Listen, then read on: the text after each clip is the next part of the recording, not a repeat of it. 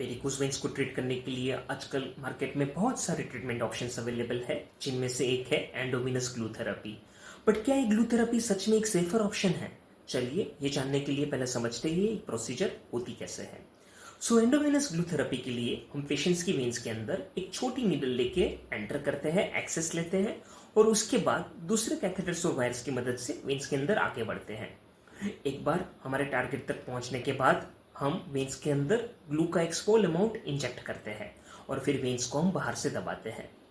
ऐसा करने से वेन्स की दोनों दीवारें एक दूसरे से चिपकने लगती है और वेन्स बंद हो जाती है। ऐसा हम तब तक करते हैं जब तक कि हमारी टारगेट वेन पूरी तरह से बंद नहीं हो जाती। अब ग्लू थेरेपी हो या फिर लेजर एब्लेशन हो या फिर रेडियो फ्रिक्वेंसी एब्लेशन हो, हमारा टारगेट हमेशा बॉडीज की सुपरफिशियल वेन्स को बंद करना रहता है। बट अगर आप ह्यूमन एनाटॉमी देखेंगे तो आपको समझ में आएगा कि बॉडीज की सुपरफिशियल वेन्स बॉडीज के डीप वेन्स से कनेक्टेड रहती है। थियोरेटिकली ये क्वाइट पॉसिबल है कि ड्यूरिंग इंजेक्शन ग्लू का एक स्मॉल अमाउंट उड़ के बॉडी के सुपरफिशियल वेन्स से होके डीप वेन में चला जाए और वहां पे जाके एक क्लॉट बनाए। इन्हें हम डीप वेन थ्रोम्बोसिस बोलते हैं। ऑल्सो ये भी पॉसिबल है कि बॉडी के डीप वेन से ये क्लॉट छूट के बॉडीज के पल्मोनरी सर्कुलेशन में चला जाए और वहां पे जाके पल्मोनरी एम्बोलिज्म बनाए। जनरली ये डीप वेन थ्रोम्बोसिस और पल्मोनरी एम्बोलिज्म्स एक ज्यादा ही सीवियर कॉम्प्लिकेशंस मानी जाती है। बट क्या ये कॉम्प्लिकेशंस हम प्रैक्टिकली इतनी देखते हैं? नो। रीजन कि अगर आप देखेंगे तो कोई भी इंटरवेंशन रेडियोलॉजिस्ट ये procedure through and through ultrasonography के गाइडेंस में करते हैं।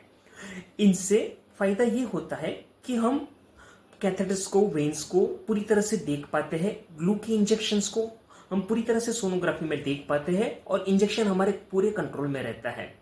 इसके अलावा ये प्रोसीजर शुरू करने से पहले हम सेफेलोफेमोरल जंक्शन यानी कि डीप वेन और सुपरफिशियल वेन्स का जो जंक्शन है वहां पे अच्छे से कंप्रेशन दे देते हैं, इस जंक्शन को हम बंद करने देते हैं और उसके बाद ही ग्लू इंजेक्शन करना शुरू करते हैं।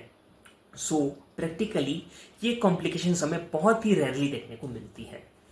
इसके अलावा एक और कॉम्प्लिकेशन है एनाफाइलेक्सिस या फिर एलर्जिक रिएक्शन। बट ये एलर्जिक रिएक्शंस भी जनरली बहुत ही माइल्डर फॉर्म्स में देखने को मिलते हैं। सीवियर रिएक्शंस बहुत ही कम पेशेंट्स में देखने को मिलते हैं। ये एलर्जिक रिएक्शंस को मैं इतना स्पेसिफिक नहीं मानूंगा क्योंकि ये तो होने को कोई भी अन्य मेडिसिन या फिर फूड आइटम्स या फिर दूसरे कोई भी प्रोडक्ट से पेशेंट्स को हो सकते हैं। कुछ माइल्डर साइड इफेक्ट्स की बात करें तो जनरली पेशेंट्स के वेन्स में इन्फ्लेमेशन हो सकता है, जिसकी वजह से पेशेंट्स को कभी कभी पेन या दर्द हो सकता है। इसके अलावा पेशेंट्स के स्किन के अंदर कुछ डिस्कलरेशन हो सकता है या फिर कभी कभी थोड़ा नमनेस जैसा फील हो सकता है।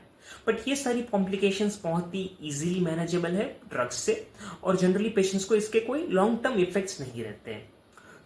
इन अ नटशेल अगर हम बात करें तो एंडोवेनस ग्लू थेरेपी एक बहुत ही safe and effective treatment option है वेरिकोज वेन्स के ट्रीटमेंट के लिए।